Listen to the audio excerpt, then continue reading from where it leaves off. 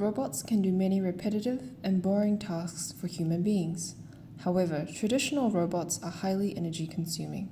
Recently, muscle tissues and heart cells can be engineered into robots that are very energy efficient. They can perform some simple tasks, demonstrating the possibility of biohybrid robots. However, cells and tissues are very unpredictable, and accurate control of them is difficult. To make an energy-efficient and accurate biohybrid robot, we turned our attention into plants. Venus flytrap is a magical plant that can capture insects instantly using its fast-moving lobes. This is achieved through electrical signals triggered by touch.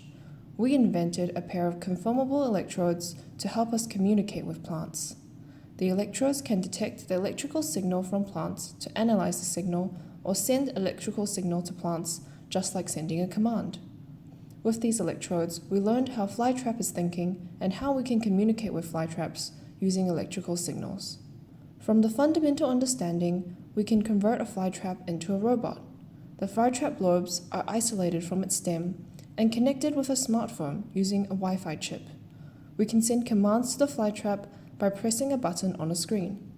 The flytrap can be attached on a finger and controlled wirelessly. It can also be integrated with a robotic finger to pick up thin wires or with a manipulator to capture moving objects. This demonstrates the versatility of our flytrap robot. This work was published in Nature Electronics in 2021 and was selected as a cover paper of this journal. It was reported by many news outlets such as Reuters, CNA, The Straits Times, 联合早报, and Euronews. This robot marks the first plant-based robot in the world and demonstrates the format of future electronics is not limited to artificial materials but can be directly from nature. The key principle is that we need to learn how to communicate with nature. It is possible that the future electronics and robots can be highly green and sustainable.